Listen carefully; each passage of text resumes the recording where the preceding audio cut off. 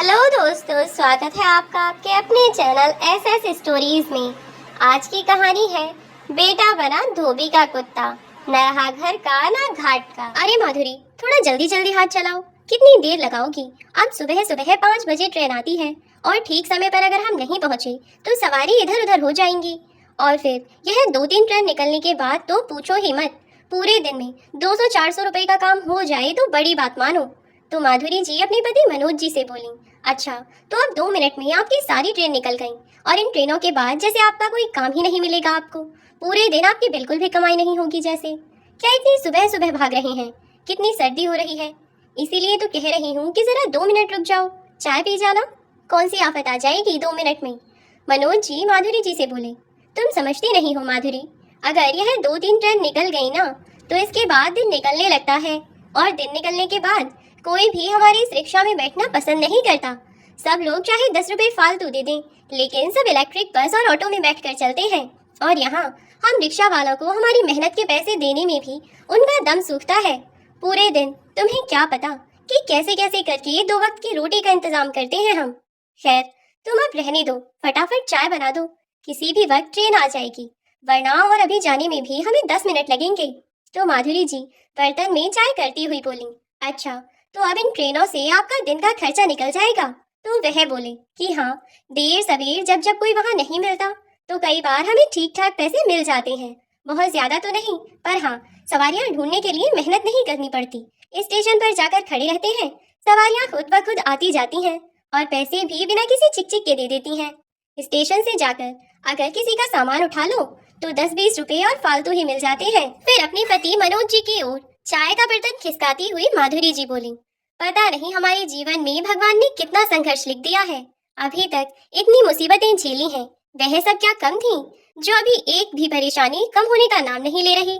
हर दिन कोई नया खर्चा बढ़ जाता है, हर दिन कोई नई परेशानी बढ़ जाती है, लेकिन मजाल है जो कोई खर्चा कम हो जाए। अपनी पत्नी माधुरी जी की बात सुनकर चाय पीते पीते मनोज जी मुस्कुराते हुए बोले, अरे भाग्यवान, इतना परेशान क्यों होती हो? जो होगा सब अच्छा होगा, ईश्वर ने हमारे लिए भी कुछ तो अच्छा सोच ही रखा होगा ना। आज बुरे दिन हैं तो कल अच्छे भी आएंगे, सब दिन एक जैसे नहीं होते। और फिर मेरी पत्नी मेरे साथ है, मेरे बच्चे मेरे पास हैं, मुझे और क्या चाहिए जीवन में? सब कुछ पैसा नहीं होता, और थोड़ी बहुत जो परेशानियां हैं अभी हम झेल रहे हैं, ईश्वर ने चाहा तो वह भी जल्दी ही ठीक हो जाएंगी। बस एक बार हमारा मुन्ना पढ़ लिख कर बड़ा हो जाए, फिर देखना यह हमारे सारे दुख सारी तकलीफें यूं दूर कर देगा। मनोज जी की बात सुनकर माधुरी जी बोली, हाँ हाँ बस रहने दीजिए, जरा कोई बात छेड़ी नहीं कि आप तो अपने सपनों के महल बनाना शुरू कर देते हैं, और इसके ऊपर आप इतने सपने मत देखने लग जाया करिए। मुझे इससे 2 पैसे की उम्मीद नहीं है, ना पढ़ता है ना लिखता है, बस फालतू की बातों में अपना दिमाग लगाता है।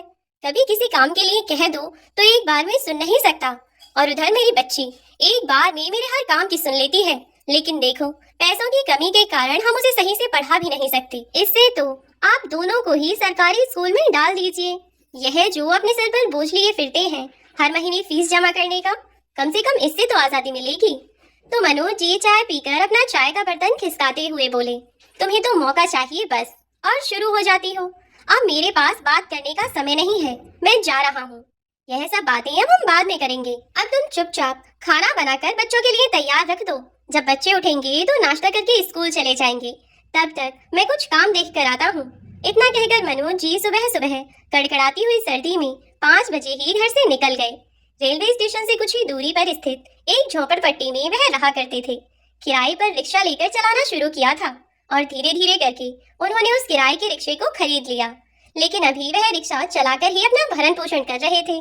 जब तक बच्चे छोटे थे तब तक तो फिर भी सब कुछ ठीक था, लेकिन जैसे जैसे यह बच्चे बड़े हो रहे थे वैसे वैसे उनके खर्च बढ़ ही रहे थे, चाहे खाने पीने का खर्च हो, चाहे उनकी पढ़ाई लिखाई का खर्च हो, या उनके पहनने ओढ़ने का खर्च हो। धीरे धीरे बस खर्चों में बढ़ोतरी और कमाई में कमी हो रही थी, क्योंकि जब से इलेक्ट्रिक वाहन आए तब से इन रिक्शों में बैठना कोई पसंद नहीं करता था। इसी वजह से मनोज जी की कमाई पर भी बहुत अंतर पड़ गया था, और इसीलिए बेचारे अंधेरे अंधेरे में ही काम पर चले जाया करते। अब ऐसे ही समय गुजर रहा था। मनोज जी अपना काम करते और घर में 2 पैसे कमा कर लाते, और उनकी पत्नी माधुरी जी उन्हीं पैसों में घर का खर्चा चलाया करती। मनोज जी चाहे जितने भी पैसे लेकर आए, एक सुघड़ गृहिणी की तरह माधुरी जी अपना घर संभाल कर चलाती। यदि पैसे कभी ज्यादा कमा लिया करते तो उन्हें अगले महीने के लिए संभाल कर रख लिया करती, या अगले दिन के लिए, क्योंकि किसी किसी दिन तो वह ना कुछ कमाई करके ही वापस आते थे। ऐसे ही बस दोनों अपने बच्चों से आस लगाए बैठे थे कि अब तो बस धीरे धीरे करके उनके बच्चे बड़े हो जाएं, और दोनों ने ही यही उम्मीद लगाई थी कि जब उनका बेटा बड़ा हो जाएगा तो वह ही उनकी जिंदगी में बदलाव ला सकेगा। क्योंकि कहीं न कहीं अब उन दोनों ने इस बात को स्वीकार कर लिया था कि मनोज जी कितनी भी मेहनत मजदूरी करके यह रिक्शा चलाकर अपने बच्चों को या तो अच्छी परवरिश देकर अच्छी पढ़ाई लिखाई करवा सकते हैं, या फिर अपने रहने सहने का इंतजाम थोड़ा बेहतर कर सकते हैं। शुरू शुरू में तो उन लोगों के पास रहने सहने का भी कोई ठिकाना नहीं था, लेकिन धीरे धीरे मनोज जी ने जैसे तैसे भी हो अपने बच्चों के सर पर एक छत तो उड़ा ही दी थी, और अब उनकी कोशिश थी कि वह इस छत को और मजबूत बना सकें। वह अपने बच्चों के लिए चाहे किराए का ही सही, एक कमरे का ही सही, पर कम से कम मकान का इंतजाम करवा सकें। इसके लिए अब मनोज जी कभी कभी तो पूरी पूरी रात तक घर नहीं लौटते, क्योंकि इधर बेटे की पढ़ाई थी और उधर अपने बच्चों को उस झोपड़पट्टी से निकालकर एक ढंग के घर में रखने का उनका सपना, ढंग का हो या ना भी हो, लेकिन कम से कम वह चाहते थे कि उनके बच्चों के सर पर एक ऐसी छत हो जो बारिश आने पर उन्हें कटोरे लेकर खड़े ना रहना पड़े, जो तेज आंधी आने पर उस छत के उड़ने का डर ना हो, जो उन्हें सर्दी गर्मी और बरसात हर मौसम से बचा सके। और इसके लिए वह इतनी मेहनत कर रहे थे क्योंकि उनकी कमाई इतनी ज्यादा तो थी नहीं। इसीलिए उन्होंने बेटी को सरकारी स्कूल में डाल दिया और बेटे को प्राइवेट स्कूल में पढ़ाया, और ऐसे ही मेहनत करते रहे। अब धीरे धीरे बच्चे भी बड़े हो रहे थे, और अब देखते ही देखते उनके बेटे अंश ने 10वीं की परीक्षा अच्छे अंकों से उत्तीर्ण कर ली, और उनकी बेटी भी इधर सरकारी स्कूल में ही 9वीं कक्षा में आ गई। पढ़ने में उनकी बेटी बहुत होशियार थी। यूँ तो उनका बेटा अंश भी पढ़ाई में कुछ कम नहीं था, लेकिन जिस हिसाब से सोनी को कभी भी इतनी अच्छी सुविधाएं नहीं मिली, उस हिसाब से पढ़ने में वह भी बहुत अच्छी थी। और इधर अंश अब पूरा ध्यान अपनी पढ़ाई में ही देने लगा, क्योंकि अब जैसे जैसे अंश और सोनी बड़े हो रहे थे, उन्हें अपनी स्थिति का अंदाजा लग रहा था कि वे जिस हालात में हैं और इन हालातों को बदलने के लिए उन्हें मेहनत करनी होगी और कैसे भी करके इस परेशानी से निकलना होगा। हालांकि अपनी कड़ी मेहनत से मनोज जी अपना एक सपना साकार करने में तो सक्षम रहे, लेकिन बाकी के सपने अभी तक पूरे नहीं हुए थे, क्योंकि बेटा बेटी तो अभी पढ़ाई कर रहे थे। लेकिन हाँ, उनका एक सपना सच जरूर हुआ था, और उनका वह सपना था कि वह अपने बच्चों को एक स्थायी छत दे सकें। और आखिरकार कड़ी मेहनत के बाद उन्होंने एक कमरे का मकान किराए पर ले ही लिया। अब कम से कम उनके बच्चे और उनकी पत्नी को बरसात के मौसम में जगह जगह कटोरा और बर्तन लेकर खड़ा नहीं रहना पड़ता, ना ही आंधी के समय अपने सर से छत उड़ने का डर बना रहता। अब वे लोग निश्चिंत थे और ऐसे ही अपना समय गुजार रहे थे। इधर माधुरी जी और मनोज जी अपने बच्चों के सुनहरे भविष्य के सपने संजो रहे थे, और साथ ही वह यह सपने भी देख रहे थे कि जब उनका बेटा पढ़ लिख कर कमाने लगेगा तो वह अपने माँ बाप को भी एक अच्छी जिंदगी देगा, और इसके लिए वह अपने बेटे पर ही अपना ध्यान केंद्रित करके उसे आगे पढ़ाने के लिए प्रोत्साहित करते रहते, क्योंकि कहीं न कहीं एक पिछड़ी हुई सोच ने उन्हें बांध रखा था। बेटियां केवल ससुराल में जाकर 2 वक्त का खाना ही तो बनाती हैं। उनकी इसी सोच के कारण उन्होंने अपनी बेटी पर ज्यादा गौर नहीं किया। उन्होंने सोचा कि जब यह थोड़ी बड़ी हो जाएगी तो अब इसकी शादी ही तो करनी है, तो इतना पढ़ा लिखा कर इतना पैसा बर्बाद करने से क्या फायदा होगा। बस यही सोचकर उन्होंने अपनी बेटी को नहीं पढ़ाया था और पूरा ध्यान सिर्फ बेटे पर ही दिया। लेकिन सोचा हुआ सब पूरा कहाँ होता है, और इन दोनों के साथ भी अभी जो होने वाला था उसका इन्हें अंदाजा भी नहीं था। यह तो बस एक साधारण माँ बाप की तरह अपने बच्चों के भविष्य को लेकर सपने देख रहे थे, क्योंकि उनके बेटे की 12वीं की परीक्षा पूर्ण हो चुकी थी और 12वीं करने के बाद वह ग्रेजुएशन के लिए शहर से दूर जाने के लिए कहने लगा। लेकिन मनोज जी और माधुरी जी ने उसे साफ मना कर दिया। कहा कि शहर से बाहर जाकर रहना इतना आसान नहीं है, उसके लिए पैसों की जरूरत होती है, और फिर हमारे पास इतने पैसे नहीं हैं कि हम तुम्हें अपने घर से दूर कहीं भेजकर तुम्हारी पढ़ाई पूरी करवा सकें। वहाँ तुम्हारी फीस भी देनी होगी, वहाँ तुम्हारे रहने का, खाने का, आने जाने का, हर एक चीज का खर्चा होगा। इतना सब कुछ भला हम कैसे झेलेंगे। माधुरी जी ने अपने बेटे को कहा कि तू शहर में ही किसी अच्छे कॉलेज में दाखिला क्यों नहीं ले लेता। तेरे पापा इतने पैसे कहाँ से लेकर आएंगे, क्या तुझे हमारे घर के हालातों के बारे में कुछ पता नहीं है। तो उनका बेटा बोला, माँ तुम हर चीज पर, हर बात पर हालात का रोना लेकर बैठ जाया करो और जीवन भर ऐसे ही हालात बनाए रखो, या फिर थोड़ी सी मेहनत करके कहीं से किसी से लेकर मुझे कुछ पैसे दिलवा दो। एक बार मेरा कोर्स हो जाएगा तो उसके बाद अच्छी नौकरी भी लग जाएगी, वरना 12वीं करने के बाद कहीं अच्छी नौकरी नहीं मिलती, ऐसे ही कहीं छोटी मोटी नौकरी करनी पड़ेगी। ऐसे तो कुछ होने से रहा, जो सपने देखे बैठी हो ना, वह सपने ऐसे पूरे नहीं होंगे। जब तक मैं अपना कोर्स पूरा नहीं कर लेता तब तक कुछ नहीं होगा। इसीलिए आप पापा से बात करो और देखो कि क्या कर सकते हो। ना ही तो मनोज जी और ना ही माधुरी जी उस साल कुछ भी कर पाए, और ना ही उनका बेटा इस शहर में किसी कॉलेज में एडमिशन लेने को राजी हुआ। मजबूरी ऐसी आई कि अब अंश की 1 साल बर्बाद हो गई, और जब पूरी साल से वह ऐसे ही घर में पड़ा रहा तो मनोज जी ने किसी भी तरह से अगली साल उसका एडमिशन कराने के बारे में सोचा, और उन्होंने अपने कुछ जानकारों से थोड़े बहुत पैसे उधार लिए, और उन्होंने अपनी पत्नी को छोटा मोटा काम करवाने के लिए उनके नाम पर बैंक से लोन लिया। जैसे तैसे करके पैसे इकट्ठा करके उन्होंने बेटे को पढ़ने के लिए शहर के बाहर भेज दिया था, और उन्होंने अपने बेटे को समझाया भी था कि वे उसकी सारी फीस जमा नहीं कर पाएंगे और उसे भी मेहनत करनी होगी।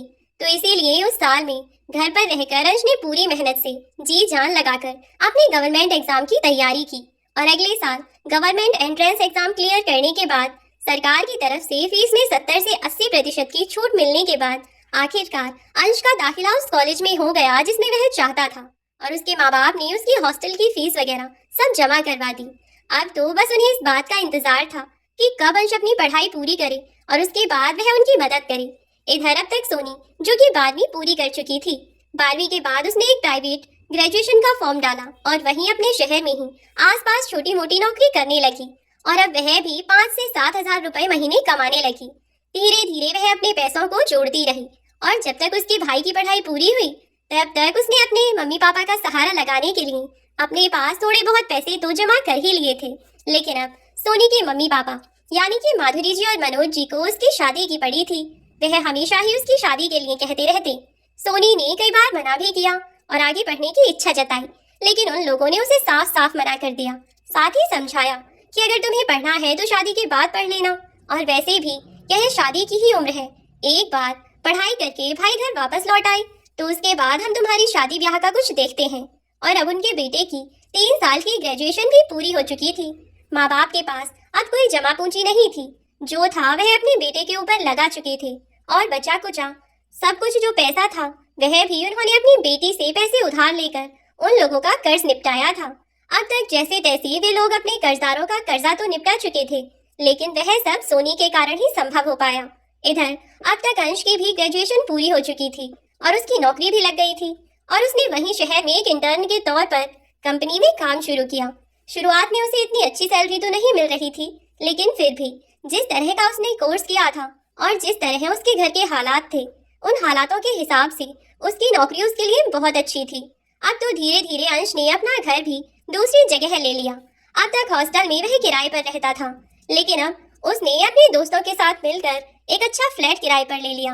अब वह एक बेहतर जिंदगी गुजार रहा था, लेकिन उसके माँ बाप उसे जब भी फोन करते तब वे उससे यही पूछते कि तू घर कब आएगा, और हमेशा उसे समझाते कि ज्यादा फालतू में पैसे बर्बाद करने के बारे में मत सोचना, अभी तेरे ऊपर और भी जिम्मेदारियां हैं, क्योंकि अब सोनी के घर वाले उसकी शादी के लिए लड़का देखने लगे। और इस बारे में उन्होंने अपने बेटे अंश को भी बताया। पहले तो अंश एकदम से चौंक गया और बोला, लेकिन माँ, मैं इतना भी नहीं कमाता कि इतना सारा खर्चा मैं झेल लूं। तो इस पर माधुरी जी ने उससे कहा कि तुझे इतना परेशान होने की जरूरत नहीं है, इतना तो तेरी बहन कर ही रही है, बस थोड़े बहुत पैसों की मदद चाहिए होगी, उतना कर देना। लगभग साल भर तक ऐसे ही चलता रहा। अंश अपनी नौकरी में लगा रहा और इधर सोनी भी अपनी नौकरी कर ही रही थी। ज्यादा बेहतर न सही, लेकिन जैसी भी थी, कम से कम उसके माँ बाप की मदद तो हो ही रही थी। और जब लगभग 1 साल बाद उन्हें एक अच्छा लड़का मिल गया तो उन्होंने अपने बेटे से इस बारे में बात की और पूरा परिवार सोनी के लिए लड़का देखने निकल पड़ा। पहली बार में ही सबको लड़का बहुत पसंद आया और इसीलिए बात आगे बढ़ाई गई और जल्द ही सोनी की शादी उन लोगों ने उस लड़के से करवा दी। शादी में हुआ खर्चा उन्होंने अपने हिसाब से ही रखा। जो पैसे सोनी ने नौकरी करने के बाद जोड़े थे और पैसों में थोड़े बहुत पैसे अंश ने डाले, और अब सोनी को उन लोगों ने अपने घर से विदा कर दिया। इधर सोनी की शादी हो चुकी थी और अब उसके बाद मनोज जी और माधुरी जी अंश के बारे में सोच रहे थे कि अंश अब तो नौकरी करते हुए भी उसे थोड़ा समय हो गया है और अब उनके ऊपर किसी का कर्ज भी नहीं है, तो क्यों ना वे लोग अंश की भी शादी करवा दें। लेकिन इस बारे में जब उन्होंने अंश से बात की तो इस बात पर वह एकदम गुस्सा हो गया और उनसे बोला कि शादी वह भी इस घर में इन हालातों में आप लोगों ने क्या सोचकर मुझसे यह बात की? मैं शादी के बाद अपनी पत्नी को इस घर में लाकर रखूंगा। यह एक कमरे का मकान, जहां हमारे रहने के लिए तो ठीक से जगह है नहीं, ऐसे में वह कहाँ रहेगी? यह बात सुनकर उन्हें थोड़ा अजीब लगा, लेकिन वह बोले कि बेटा, देर सवेर घर भी ले ही लेंगे। आज एक कमरे का मकान है तो कल को 2 कमरे का भी होगा, और फिर जगह इतनी कम भी नहीं है। कमरा एक है पर बरामदा है, और फिर इतनी सारी जगह है। हम लोगों को तो इतनी जगह बिल्कुल भी कम नहीं पड़ेगी। कमरे में तू और बहू रह सकते हो, और फिर तू अकेला ही तो है। 2-4 बच्चे और होते तो चलो देखा भी जाता कि परेशानी होगी। अब अकेले तुझे भला क्या परेशानी होगी? इस बात पर अंश थोड़ा चिढ़ गया और बोला, हाँ, आपको भला क्यों कोई परेशानी होगी? आप लोगों को तो आदत है ना माचिस की डिबिया जैसे घर में रहने की। अरे, इस थोड़ी सी जगह में 2 लोग तो ढंग से रह नहीं पा रहे, और आप बात कर रहे हैं कि हम चारों लोग अच्छे से रह लेंगे। इस बात पर माधुरी जी को गुस्सा आया और वह बोल पड़ी कि हाँ, इस माचिस की डिबिया जैसे घर में रहकर ही तुम इतने बड़े हुए हो। यह घर जो आज तुम्हें इतना बुरा लग रहा है ना, इसी घर ने हर मुसीबत से हमें बचाया है। कैसी बातें कर रहे हो तुम? मुझे तुम्हारा बर्ताव कुछ ठीक नहीं लग रहा अंश। इस पर अंश बोला, क्या माँ, आपको तो बचपन से ही कुछ ठीक नहीं लगता, हर बात पर अपनी टंगड़ी अड़ा देती हो। अंश ने जब अपनी माँ से इस तरह बात की तो मनोज जी थोड़ी तेज आवाज में बोले, अंश, यह कौन सी तमीज है अपनी माँ से बात करने की? क्या तुम अपने संस्कार भूल गए हो? तुम्हें यह भी नहीं पता कि किससे किस तरह बात करनी चाहिए? इस पर अंश बोला, आप माँ को भी तो देखिए, फालतू में बहस किए जा रही हैं। जब मैंने एक बार मना कर दिया कि मैं इस घर में अपनी पत्नी को लेकर नहीं आऊंगा, मतलब नहीं आऊंगा। इस कचरे के ढेर में पड़े पड़े अपनी जिंदगी गुजार ही दी। आप अपनी पत्नी को और इस कचरे के ढेर में लाकर मैं पटक दूं। इतना कहता कहता अंश वहां से चला गया, और मनोज जी और माधुरी जी खड़े खड़े उसे देखते रहे। आज उन दोनों को अंश का बर्ताव बिल्कुल भी सही नहीं लगा। उसका बर्ताव बहुत अजीब लगा उन्हें। जब अंश ने इस तरह से बात की तो उन्हें बिल्कुल अच्छा नहीं लगा, क्योंकि अंश ने आज से पहले कभी अपने माँ बाप से इस तरह बात नहीं की थी। फिर अचानक से उसका अपने माँ बाप से यूं बदतमीजी करना उन्हें बिल्कुल ठीक नहीं लगा। इतना कहकर अंश तो वहाँ से चला गया, लेकिन माधुरी जी का गुस्सा फूट पड़ा और वह मनोज जी से बोली, देख लिए इसके रंग, अभी तो यह कुछ करने नहीं लगा है, तब इतने नखरे दिखा रहा है। और बढ़ा लो और चढ़ा लो इसे चांद पर, अभी से उतरना भी भारी हो जाएगा यह तो किसी की सुनने वाला नहीं है। अब मैंने पहले ही आपसे मना किया था कि इसे इतना सिर पर मत चढ़ाइए, लेकिन नहीं, आप तो बेटे के प्यार में अंधे हो रहे थे और कुछ दिखाई ही नहीं दे रहा था आपको, ना बेटी ना पत्नी। खुद माधुरी जी भी गुस्से में बड़बड़ाती रही तो मनोज जी ने उन्हें शांत करने की कोशिश की और बोले कि अरे माधुरी, तुम भी हद करती हो। जब तुम्हारा बेटा कह रहा है कि वह अपनी पत्नी को इस घर में नहीं लाना चाहता तो नहीं लाना चाहता, तुम इस चीज को गलत क्यों समझ रही हो? तुम यह क्यों नहीं सोचती कि वह तुम्हारे लिए नया घर लेना चाहता है? अब देखो, ऐसा तो कहा नहीं उसने कि वह शादी नहीं करेगा। शादी करेगा, लेकिन अपनी पत्नी को इस घर में नहीं रखेगा। इसका मतलब पहले वह घर बनाएगा और उसके बाद शादी करेगा। तो आखिरकार हमारे बुरे दिन खत्म हो ही गए। तुम्हारा बेटा तुम्हारे बारे में इतना सोच रहा है और तुम हो कि उस बेचारे को ही गलत समझ रही हो। हर बार की तरह इस बार भी मनोज जी ने माधुरी जी को शांत कर दिया। माधुरी जी उस वक्त चुप तो हो गई, लेकिन उन्हें अपने बेटे के रंग ढंग दिखाई दे रहे थे। मनोज जी पर इन सब बातों को नजरअंदाज करते रहे और धीरे धीरे ऐसे ही समय बीतने लगा। सोनी अपने ससुराल चली गई थी और उसे वापस अपनी नौकरी पर चला गया अंश। अब तो नौकरी पर रह गया तो उसने अपने माँ बाप से बातचीत करना धीरे धीरे बहुत कम कर दिया था, और ना तो वह उनसे मिलने के लिए आया करता, ना ही बात किया करता। अब तो अंश को अगर किसी चीज से मतलब था तो सिर्फ अपनी नौकरी से और वहाँ बने अपने नए दोस्तों से। अपना पूरा समय अपने दोस्तों के साथ ही देता था, वहाँ खाता पीता मौज करता, और वहीं पर उसे अपनी कंपनी में ही एक लड़की पसंद आ गई और अब वह अपने दोस्तों को छोड़कर उस लड़की के साथ एक नए फ्लैट पर किराए पर रहने लगा। कुछ समय तक वे दोनों ऐसे ही साथ रहते रहे, और इधर मनोज जी, जो कि अभी तक तो रिक्शा चलाया करते थे, लेकिन अब उनकी तबीयत कुछ बिगड़ी सी रहने लगी थी, लेकिन फिर भी वे अपने घर के खर्चों की पूर्ति के लिए रिक्शा चलाया करते थे। इधर उनका बेटा, जो कि अपने शौक मौज पूरे करने में लगा हुआ था और अच्छी जिंदगी बिता रहा था, अब तो वह अपने माँ बाप को पूरी तरह से भूल चुका था, और समय के साथ साथ जैसे उसे कुछ याद ही नहीं रहा, जैसे उसकी यादों पर मिट्टी डलती जा रही थी और वह यादें और धुंधली होती जा रही थी। अंश को बिना अपने माँ बाप से मिले धीरे धीरे 1 साल से ऊपर हो गया, और उस 1 साल में अंश ने एक बार भी अपने माँ बाप को अपनी तरफ से फोन करके उनसे बातचीत करने की कोशिश नहीं की।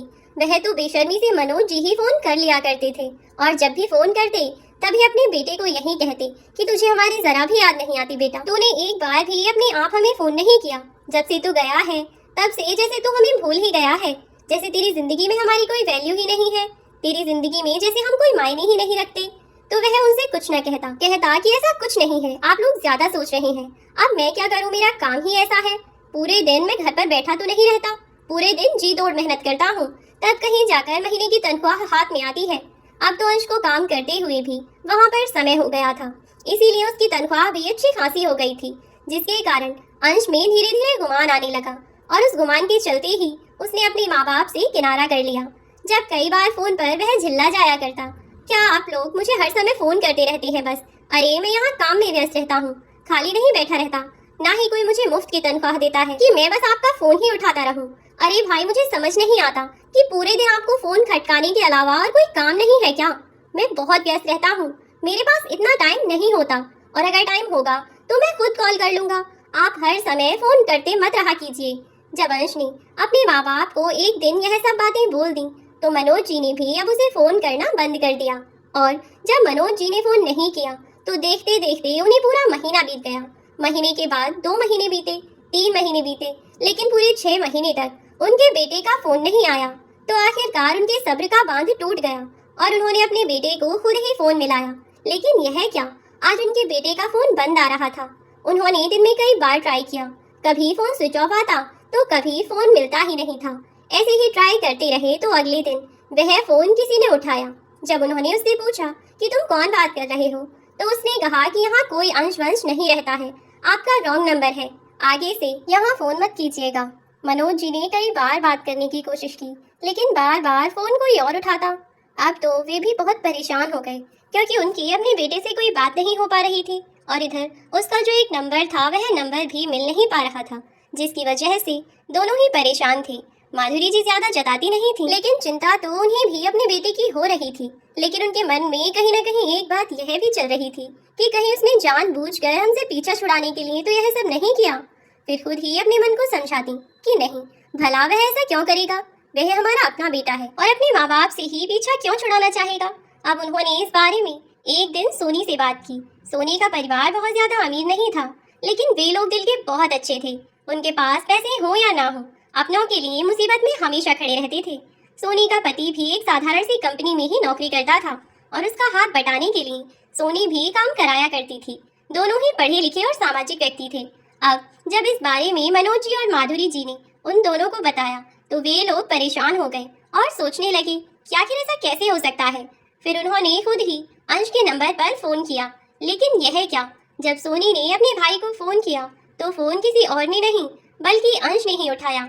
सच्चाई तो यह थी कि वह अपने माँ बाप से बात नहीं करना चाहता था, और इसीलिए जब भी उनका फोन आता तो अपने यार दोस्तों को फोन पकड़ा दिया करता, कहता कि कोई फ्रॉड है, मुझे परेशान कर रहा है, मना कर दो कि मैं यहाँ नहीं हूँ। और ऐसे ही फिर उसके कहने पर उसके दोस्त बोल दिया करते। अब तो फोन पर आवाज सुनते ही सोनी पहचान गई कि यह उसके भाई की आवाज है।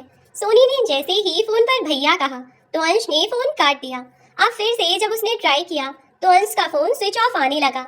अब सोनी भी सोच में पड़ गई, लेकिन कई बार मिलाने पर भी फोन स्विच ऑफ आता रहा। तो सोनी और उसके पति को यह समझते देर नहीं लगी कि अंश अपने माँ बाप से अपना पीछा छुड़ा रहा है, वह जानबूझकर उनका फोन नहीं उठा रहा है। अब यह सब देखकर सोनी भी बहुत परेशान हो गई, क्योंकि उसके माँ बाप का उसके और उसके भाई के अलावा और कोई नहीं था। ऐसे में सोनी, जिसकी शादी हो चुकी थी, वह अपने ससुराल में थी, वह अपने माँ बाप के लिए क्या ही कर सकती थी।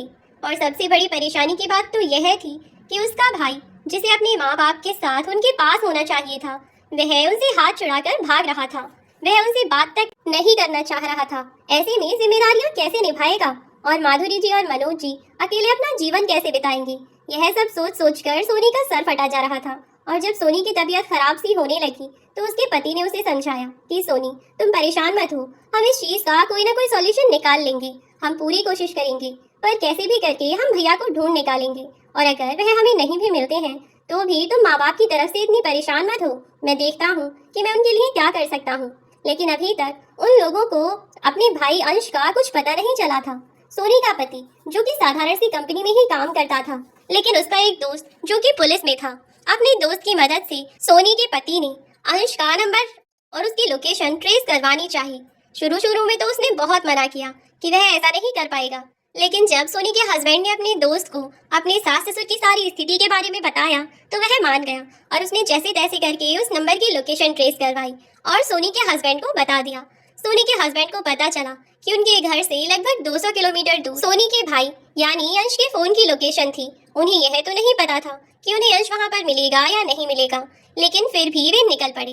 अब जब वे लोग फोन की लोकेशन पर पहुंचे तो वे लोग एक इंडस्ट्रियल एरिया तक पहुंच गए, लेकिन जहां की लोकेशन उन्हें फोन पर दिखाई गई थी वह उस लोकेशन से केवल इतना ही अंदाजा लगा सकते थे कि वह लोकेशन इस इंडस्ट्रियल एरिया के अंदर है, लेकिन उन्हें एक्यूरेट इस जगह पर वह फोन होगा या किस जगह पर वह फोन होगा या लोकेशन होगी इस बात का कोई आइडिया नहीं था।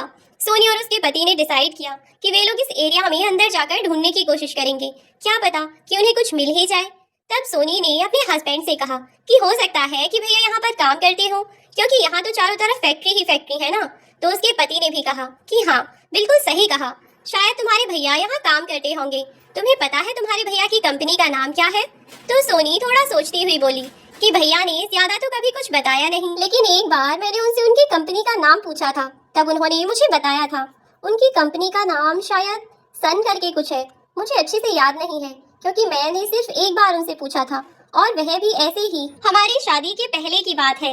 इतने टाइम में दिमाग से निकल गया होगा मेरे से शायद, लेकिन हाँ मुझे सन तो याद है कि सन करके कुछ था, मतलब सूरज।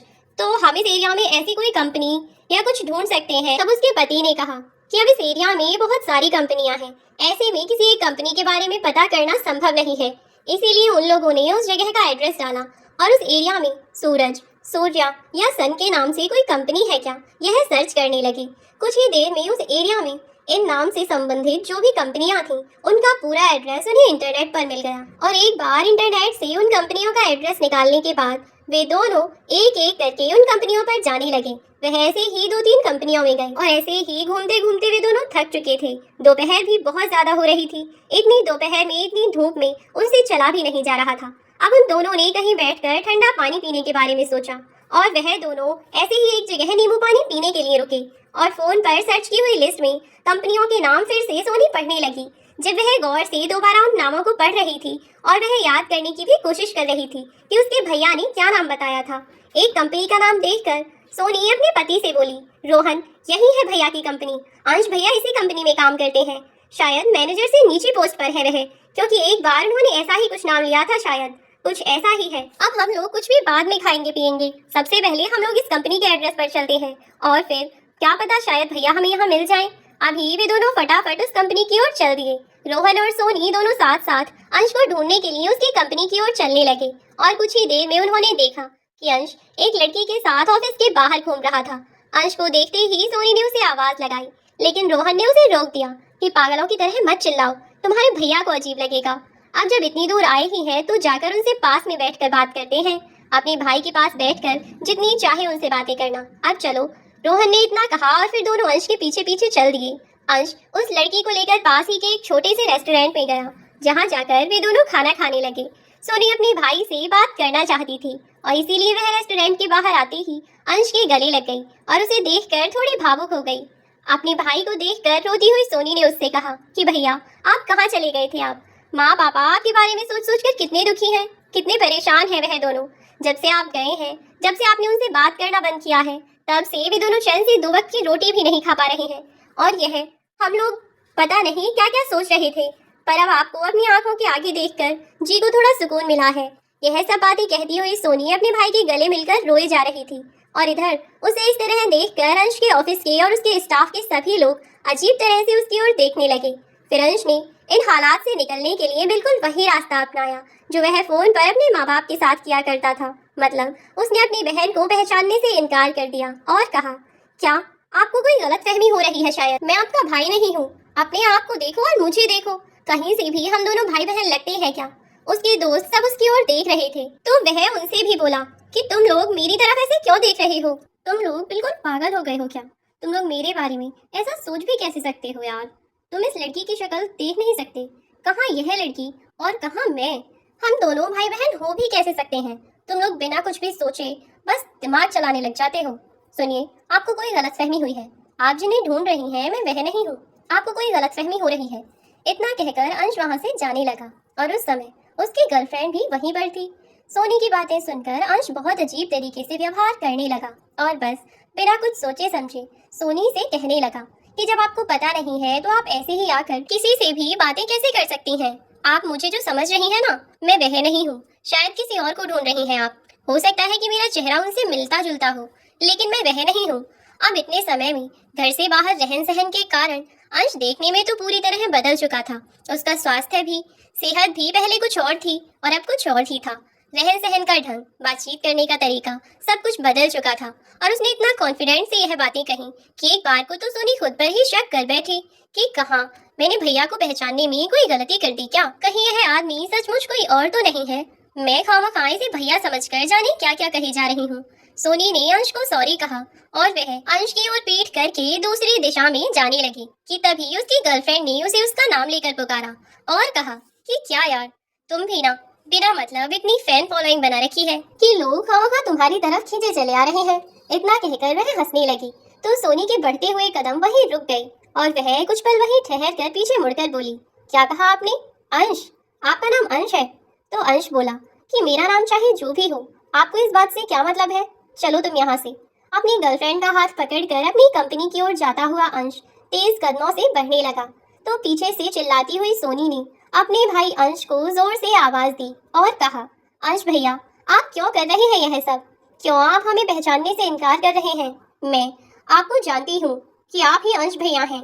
मैं आपसे यहाँ कुछ लेने के लिए नहीं आई हूँ भैया, जो आप मेरे साथ ऐसा बर्ताव कर रहे हैं। लेकिन उसकी सब बातों को अंश ने अनसुना कर दिया और वहाँ से चला गया। पीछे पीछे सोनी ने उसकी कंपनी में घुसने की कोशिश की, लेकिन गार्ड ने उसे अंदर आने ही नहीं दिया, क्योंकि कंपनी में अंदर घुसते घुसते अंश उसे यह कहकर गया था कि पीछे जो लड़की और उसका हस्बैंड आ रहे हैं उन दोनों को अंदर आने मत देना।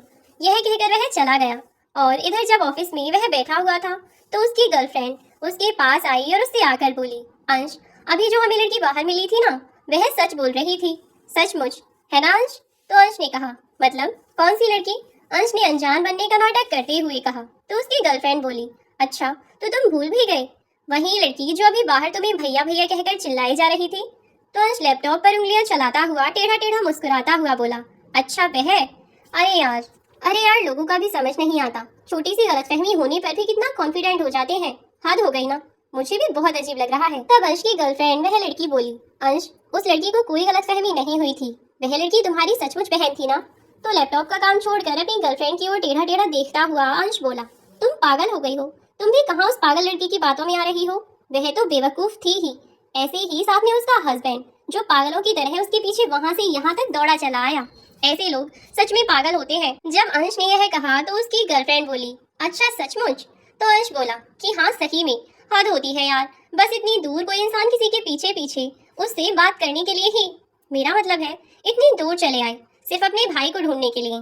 तो उसकी गर्लफ्रेंड बोली, हाँ सचमुच में पागल तो थी, कैसे भाई भाई कहकर तुम्हारे ही पीछे पड़ी जा रही थी। तो अंश हंसता हुआ बोला कि हाँ वही तो मैं भी कह रहा हूँ, तुम ही कहाँ उस बेवकूफ लड़की की बातों में आ रही थी। तो उसके कंधे पर हाथ मारकर हंसती हुई उसकी गर्लफ्रेंड बोली, अरे नहीं यार, आई ट्रस्ट यू, मैं तो बस मजाक कर रही थी। वैसे वह लड़की ज्यादा दूर की नहीं है, यही रहती है पास में, यही पास में उसका घर है। अरे नहीं यार, वह लड़की यहाँ नहीं रहती, बहुत दूर है उसका घर। तो अंश की गर्लफ्रेंड हंसती हुई बोली कि अच्छा तुम्हें बड़ा पता है, और तुम जिसे उसका हस्बैंड कह रहे हो ना, वह उसका हस्बैंड नहीं है, वह तो उसका देवर है। यह सुनकर अंश की हंसी थोड़ी फीकी पड़ गई। तब वह बोला, अरे नहीं यार, वह उसका हस्बैंड ही है। तो उसकी गर्लफ्रेंड ने कहा, तुम्हें कुछ नहीं पता, तुम जानते भी हो उसे, यह यही पास में ही रहती है, ज्यादा दूर की नहीं है, उसका घर यही है और वह उसका देवर है, हस्बैंड नहीं, हस्बैंड तो उसका कोई और है। तो अब अंश थोड़ा सीरियस हो गया और बोला कि अच्छा तुम्हें बहुत पता है उसके बारे में। तो अंश की गर्लफ्रेंड बोली कि पता नहीं होता तो क्यों कहती। तो अंश बोला कि तुमसे ज्यादा अच्छे से जानता हूँ और तुमसे ज्यादा पता है, बहुत अच्छे से जानता हूँ मैं उसे और उसके हस्बैंड को भी। अब अंश की गर्लफ्रेंड की हंसी बिल्कुल गायब हो गई और वह सीरियस होकर अंश की ओर देखने लगी और बोली कि अच्छा सचमुच जानते हो उसे? तो बताओ कि तुम उसे कैसे जानोगे? तुमने तो उसे आज तक देखा भी नहीं है और ना ही तुम्हारा उससे कोई मतलब है। तुम्हारा उससे कोई मतलब नहीं है ना? लेकिन मैं जानती हूँ कि तुम्हें नहीं पता, वह लड़की एक नंबर की वाहियात है, अपने हस्बैंड को छोड़कर अपने देवर के साथ ऐसे ही घूमती रहती है। और भी बहुत कुछ बातें हैं, तुम्हें बताने लगूंगी ना तो तुम तो सचमुच विश्वास ही नहीं करोगे कि लड़कियां इतनी घटिया भी होती हैं। इतनी बात सुनी तो अंश को बहुत गुस्सा आया और वह अपनी गर्लफ्रेंड से बोला कि बस यह सब क्या बदतमीजी बोले जा रही हो तुम। जब तुम्हें कुछ पता नहीं है तो तुम इतनी बकवास क्यों कर रही हो। पहली बात तो वह उसका देवर नहीं है, वह उसका हस्बैंड ही है और वह अपने हस्बैंड के साथ ही यहाँ तक आई है। तुम तो ऐसे कह रही हो जैसे तुम उसे दिन रात तुम उससे मिलती रहती हो, दिन रात उसे देखती रहती हो, बहुत जानती हो जैसे तुम उसके बारे में। तुमसे कई गुना बेहतर तरीके से जानता हूँ मैं उसे। तब अंश की गर्लफ्रेंड ने उससे कहा कि हाँ जानते होगे, क्यों नहीं जानते होगे तुम, आखिरकार वह तुम्हारी बहन जो है, मुझसे बेहतर तो तुम ही उसे जानते होगे ना। इस बात पर अब अंश चुप हो गया और अपनी नजरें उससे चुराने लगा। तो उसकी गर्लफ्रेंड उससे बोली कि बस झुक गई नजरें। अब बोलो ना कि क्या बोल रहे थे तुम थोड़ी देर पहले तक। थोड़ी देर पहले तक तो तुम बस यही कहे जा रहे थे ना कि वह मेरी बहन नहीं है, मैं नहीं जानता कि वह कौन है। अगर नहीं जानते हो कि वह कौन है तो तुम्हें कैसे पता चला कि वह आदमी उस लड़की का हस्बैंड ही है। अगर तुम उसे नहीं जानते हो तो तुम्हें यह कैसे पता चला कि वह तुमसे मिलने के लिए इतनी दूर से आई है। यहाँ तक कि तुमने इस बात का भी कोई अंदाजा भी नहीं लगाया। तुम तो इतने श्योर थे कि तुम मुझसे ही बहस करने लगे। इसका मतलब तो तुम उस लड़की को बहुत अच्छे से जानते ही हो। इसका मतलब वह लड़की झूठ नहीं बोल रही थी, उस लड़की की हर एक बात सच थी। अगर कोई झूठ बोल रहा था तो वह थे तुम, है ना। सही कहा ना मैंने। अपनी गर्लफ्रेंड की बात पर अंश की बोलती बंद हो गई और अंश अपनी नजरें नीचे करके चुपचाप बैठा रहा। अब उसकी गर्लफ्रेंड बहुत गुस्से में थी और वह उसे कहने लगी कि अब अपनी नजरें तुम ऊपर उठाते क्यों नहीं हो। अब बोलो ना कि नहीं जानते तुम उस लड़की को। अब बोलो ना कि वह लड़की झूठ बोल रही थी। लेकिन नहीं, अब तुम नहीं बोलोगे क्योंकि तुम अच्छे से जानते हो कि वह लड़की सच बोल रही थी। और तुम यह भी जानते हो कि वह लड़की सचमुच सुबह से निकली हुई थी अपने भाई से मिलने के लिए। उसने तुमसे कहा भी था ना जब हम ऑफिस की तरफ दौड़े आ रहे थे और तुम मेरा हाथ पकड़कर मुझे घसीटे ला रहे थे, तब भी वह लड़की पीछे से कह रही थी कि भैया मैं सुबह की भूखी प्यासी अपने घर से निकली हुई हूँ सिर्फ आपसे मिलने के लिए, सिर्फ आपको देखने के लिए। माँ पापा घर पर तड़प रहे हैं, सोच रहे हैं कि पता नहीं आप कैसे हैं कैसे नहीं। आपकी चिंता में पापा इतने बीमार हुए जा रहे हैं। और भी ऐसी न जाने वे कितनी बातें कह रही थी। लेकिन तुम सब बातों को अनसुना करते हुए मेरा हाथ पकड़कर मुझे कंपनी के अंदर ले आई और तुम भी उसकी बातों से तुम्हें जरा भी फर्क नहीं पड़ा। कैसे इंसान हो तुम। भाई बेटा या कोई और रिश्ता निभाना तो दूर की बात है, तुम तो इंसानियत के नाते उस लड़की पर तुम्हें थोड़ा तरस भी नहीं आया। उसे रोककर तुम यूं ही चले आए जैसे उससे तुम्हारा कोई वास्ता ही नहीं है। अपनी सगी बहन के साथ कोई ऐसा कैसे कर सकता है। आज मुझे सचमुच बहुत शर्म आ रही है अंश कि तुम जैसा इंसान मेरी जिंदगी में है। सॉरी अंश, लेकिन मैं एक ऐसे इंसान के साथ अपनी जिंदगी नहीं बिता सकती जो अपने माँ बाप और अपनी बहन को इस हाल में देखकर भी उन्हें पहचानने से इनकार कर दे। जो लड़का अपने माँ बाप का सगा ना हुआ, वो भाई अपनी बहन का सगा ना हुआ, वह मेरा क्या सगा होगा। किस बात का घमंड है तुम्हें जो तुम अपने उन बूढ़े माँ बाप से नहीं मिलना चाहते, जो तुमने अपनी उस बहन को पहचानने से इनकार कर दिया। बताओ किस बात का घमंड है तुम्हें, इस नौकरी का, इस रुतबे का, इस बात का घमंड है तुम्हें। बताओ, तुम्हारी जानकारी के लिए मैं तुम्हें बता दूं मिस्टर अंश, जिंदगी में पैसा रुपया तो तुम्हें बहुत मिल जाएगा, लेकिन अपने सच्चे रिश्ते ढूंढते ढूंढते तुम जिंदगी भर तड़पते रहोगे। लेकिन तुम्हें ऐसे रिश्ते नहीं मिलते जो भगवान ने तुम्हें बिना किसी कीमत के बिल्कुल मुफ्त दिए हैं। लेकिन अफसोस कि तुम्हें उनकी कदर नहीं है। अंश के मुंह से एक आवाज न निकली और जैसे ही वह कुछ बोलने की कोशिश करता भी तो उसकी गर्लफ्रेंड उसका मुंह बंद करवा देती। अंश कहने लगा कि तुम मुझे गलत समझ रही हो, ऐसा कुछ नहीं है यार जैसा तुम कह रही हो। तो उसकी गर्लफ्रेंड बोली, अच्छा तो बताओ ना कि कैसा है। तुम अपनी बहन को यहाँ से भगा चुके हो जो तुमसे मिलने के लिए इतनी दूर आई थी, और अभी भी तुम मुझे सफाई दे रहे हो कि तुम ऐसा कुछ नहीं करना चाहते थे। तुम्हारे माँ बाप तुम्हारे लिए तड़प रहे हैं और तुम एक बार भी उनसे फोन पर बात करना भी जरूरी नहीं समझते, और मुझसे कह रहे हो कि मैं गलत समझ रही हूँ तुम्हें। तुमने तो मुझसे कहा था कि घर वालों ने खुद तुम्हें धक्के मार कर उस घर से निकाल दिया है और वे लोग तुमसे मतलब नहीं रखना चाहते। लेकिन यहाँ तो सब कुछ उल्टा ही है। आई एम वेरी सॉरी अंश, लेकिन अब मैं तुम्हारे साथ और नहीं रह सकती। I am breaking up with you. आज से मेरा तुमसे कोई रिश्ता नहीं है। मुझे ऐसे इंसान के साथ कोई रिश्ता रखना ही नहीं जो अपने परिवार वालों का भी ना हो सका। जो इंसान अपने खून के रिश्तों का मान रखना ना जानता हो, उससे भला मैं क्या ही उम्मीद कर सकती हूँ कि वह मेरा मान रखेगा, हमारे रिश्ते का मान रखेगा। तुमने आज अपनी सगी बहन को सबके सामने पहचानने से इनकार कर दिया। कल को तुम्हें कोई मुझसे भी ज्यादा अमीर और पैसे वाली लड़की मिल गई तो तुम उसके लिए मुझे भी पहचानने से इनकार कर दोगे। ऐसा इंसान अपनी लाइफ में मुझे नहीं चाहिए जो अपने सगों का अपना ना हुआ तो उससे कोई भी उम्मीद मैं नहीं रखना चाहती। अब से तुम अपने रास्ते और मैं अपने रास्ते। इतना कहकर वह अंश को छोड़कर चली गई। साथ ही कुछ दिनों में उसने दूसरी कंपनी भी ज्वाइन कर ली। इसी कंपनी की दूसरी ब्रांच में वह किसी और शहर में चली गई। वह इस बात से बहुत दुखी थी। उसने अंश ने जो अपने माँ बाप के साथ किया वह सब बिल्कुल भी नहीं चाहती थी, तो उसने अपना ट्रांसफर कंपनी की ही किसी दूसरी ब्रांच में करवा लिया और वहाँ चली गई। जब अंश अकेला पड़ चुका था, रिश्ते की तरफ से तो वह टूट ही चुका था, साथ ही उसकी हरकतों से उसके दोस्त भी उससे मुंह मोड़ने लगे थे। और इधर सोनी ने अपने घर जाकर माँ बाप को सब कुछ बता दिया। सोनी का हस्बैंड बहुत अच्छा था। उसने माधुरी जी और मनोज जी को कहा कि मम्मी पापा आप बिल्कुल परेशान मत होइए, भैया नहीं है तो क्या हुआ, मैं भी तो आपका बेटा ही हूँ ना। मेरे घर बहुत ज्यादा बड़ा नहीं है मेरा घर, लेकिन हमारा पूरा परिवार आराम से वहाँ रह सकता है, और आज से आप मेरे साथ ही रहेंगे, यानी कि हम दोनों के साथ, ठीक है। सोनी अपने पति के इस फैसले से बहुत ज्यादा खुश हुई और खुशी खुशी अपने पति को गले लगाती हुई बोली, थैंक यू सो मच, आप बहुत अच्छे हैं। शुक्र है भगवान का कि उसने मुझे इतना अच्छा पति दिया, इतना अच्छा जीवन साथी दिया, जो मेरे बिना कहे ही मेरी हर बात समझ जाता है। सोनी अपने माँ बाप को अपने साथ लेकर चली गई, पर मनोज जी और माधुरी जी की बेटी के साथ उसके घर में ही वे लोग रहने लगे थे अब। और इधर जब वे लोग रहने लगे तो उन्हें खाली बैठकर खाना बिल्कुल भी अच्छा नहीं लगता था। उन्होंने अपने दामाद से कहा कि वह कुछ काम करना चाहते हैं। तब सोनी ने उन्हें सुझाव दिया कि पापा अगर आप चाहते हैं तो आप रिक्शा को बेचकर थोड़े पैसे डाल लीजिए, थोड़े पैसे हम डाल देंगे, तो आप क्यों ना एक छोटी सी ई रिक्शा ले लें, क्योंकि आजकल उन्हीं का जमाना है। और उन लोगों ने बिल्कुल ऐसा ही किया और एक छोटी सी ई रिक्शा मनोज जी को दिलवा दी। और इस रिक्शा में बैठकर मनोज जी आराम से सवारियां भी ले जाया करते थे और उन्हें कोई ज्यादा परेशानी भी नहीं होती थी, और इसीलिए वह अब ठीक ठाक पैसे भी कमा लिया करते थे।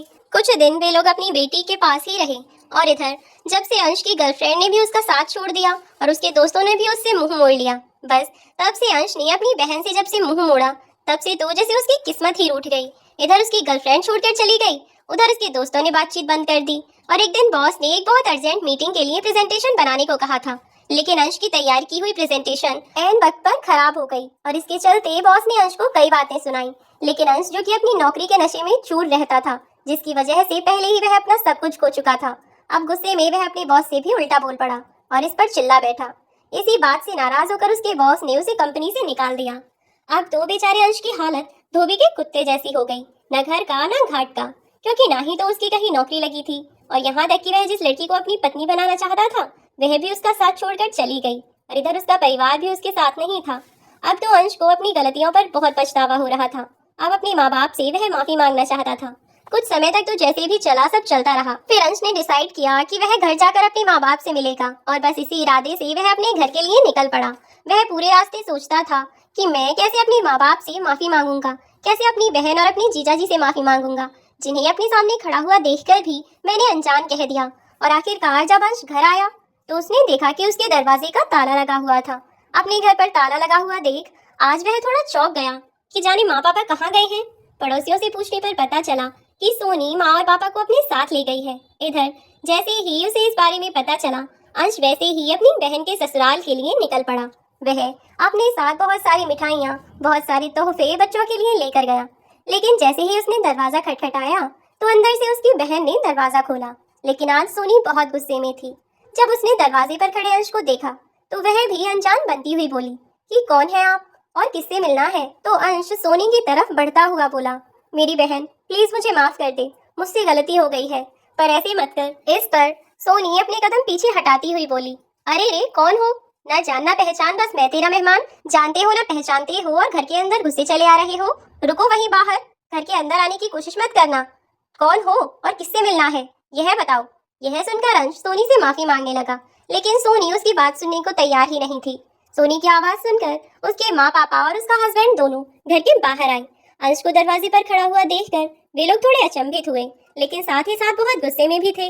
लेकिन वह दरवाजे पर कोई तमाशा नहीं चाहते थे, इसीलिए उन लोगों ने सोनी को समझाया कि जैसे यह आया है उसे उसी तरीके से वापस भेज दिया जाए, वरना खामखा लोग परेशान होंगे और हमारे घर के बारे में बातें बनाएंगे। बेटा, जब सोनी की सास ने भी उसे यही समझाया तो वह समझ गई और बोली कि ठीक है मम्मी जी, जब आप कह रही हैं तो इन्हें अंदर बुला लीजिए। अंदर घुसते ही अपने माँ बाप के पैरों में अंश गिर पड़ा और उनसे माफी मांगने लगा। सोनी तो उसे घसीटकर बाहर कर देना चाहती थी, लेकिन अपने माँ बाप की खातिर चुप रही। इधर मनोज जी और मोहिनी जी वापस अपने बेटे को पाकर बहुत खुश थे, लेकिन उनके अंदर नाराजगी भी थी, इसीलिए उन्होंने अंश को माफ नहीं किया। तो उनसे वह बार बार कहने लगा कि मुझे मेरे कर्मों की सजा मिल चुकी है। जिन पैसों के आने मात्र से मुझ में इतना घमंड आ गया था, मेरा वह घमंड कुछ ही दिनों में चूर चूर हो गया है। अब मेरे पास खोने के लिए कुछ नहीं है सिवाय आप लोगों के। न मेरे पास पैसे हैं, ना ही कोई रिश्ता है, सिवाय आप लोगों के मेरे पास कुछ नहीं है। मुझे तो आप सब अकेला छोड़ गए, आप भी मुझे अकेला छोड़ जाएंगे तो मैं टूटकर बिखर जाऊंगा। प्लीज मेरा साथ मत छोड़िए। और तुम तो मेरी बहन हो ना सोनी, तुम मुझे ऐसे कैसे छोड़ सकती हो। मैं मानता हूँ मुझसे गलती हुई है, लेकिन मैं अपनी गलती पर बहुत शर्मिंदा हूँ। प्लीज मुझे माफ कर दो जीजा जी, आप ही समझाइए ना इसे। कहते हुए उसने अपने जीजा जी से इशारा किया तो उसके पति ने, रोहन ने कहा कि सही कह रहे हैं भैया। सुनो सोनी, कुछ नहीं होता, तुम खामखा नाराज हो। भैया ने जो गलती की है उसका उन्हें पछतावा है, तो मेरे हिसाब से तुम्हें अब उन्हें माफ कर देना चाहिए। क्यों मम्मी जी, सही कहा ना मैंने। जब उसने यह कहा तो अंश बोल पड़ा कि देखा, अब तो जीजाजी ने भी मुझे माफ कर दिया है। अब सब मिलकर मुझे माफ कर दीजिए ना, आगे से कोई गलती नहीं करूंगा, मैं वादा करता हूँ। अंश ने कई बार में आखिरकार अपने माँ बाप को मना ही लिया, और माँ बाप का दिल तो बच्चों के लिए पसीज ही जाता है, और वही उनके साथ भी हुआ। आखिरकार माधुरी जी व मनोज जी ने अपने बेटे को उसकी की हुई गलतियों के लिए माफ कर दिया, और अब अंश अपने मम्मी पापा को अपने साथ लेकर वापस अपने घर चला गया। इधर सोनी अपने ससुराल में खुश थी, और इधर अंश भी अपने माँ बाप का ध्यान रखने लगा। उसने इसी शहर में एक बड़ी कंपनी में इंटरव्यू दिया, और एक बार में ही उसका इंटरव्यू क्लियर भी हो गया, और अब अंश एक अच्छी नौकरी करने लगा, और उसने अपने मम्मी पापा के लिए थोड़ा बड़ा घर भी रेंट पर ले लिया। इधर उसे उसकी गर्लफ्रेंड भी इसी शहर में मिल गई, और थोड़े समय बाद जब अंश की बहन को पता चला तो उसने अपने भाई की खुशी और अपने भाई के प्यार के लिए सोनी ने जाकर अंश की गर्लफ्रेंड को मनाया, और आखिरकार वह कामयाब हुई, और उसने अंश की शादी उसकी गर्लफ्रेंड से ही करवाने का फैसला लिया। साथ ही उसने अपने माँ बाप को भी मनाया, और माधुरी जी और मनोज जी भी मान ही गए, और उन्होंने खुशी खुशी अपने बेटे की शादी उस लड़की से करवा दी। वह लड़की भी बहुत मॉडर्न थी, लेकिन दिल की बुरी नहीं थी, इसीलिए उन्होंने खुशी खुशी उसकी शादी उससे करा दी। इधर अब अंश भी अपनी जिम्मेदारियों को समझकर अपने माँ बाप का ख्याल रखने लगा था। अब उनके साथ में पहले जैसा व्यवहार नहीं करता था, हमेशा उनका ख्याल रखता। पूरा परिवार खुशी खुशी रहने लगा था। अंश को अपनी गलतियों का एहसास हो चुका था, और वह अपने माँ बाप का पूरा ख्याल रखने लगा। साथ ही उसकी जो गर्लफ्रेंड थी, जो कि अब उसकी पत्नी बन चुकी थी, वह भी अपनी सास ससुर का बहुत ध्यान रखती, और अब सब लोग खुशी खुशी एक साथ रहने लगे। तो दोस्तों, आज की यह कहानी आपको कैसी लगी हमें कमेंट बॉक्स में कमेंट करके जरूर बताएं। वीडियो अच्छी लगी तो लाइक शेयर करके चैनल को सब्सक्राइब करना बिल्कुल न भूलें। यदि आप इस चैनल पर नए हैं तो बेल आइकन को प्रेस कर दें। Thanks for watching.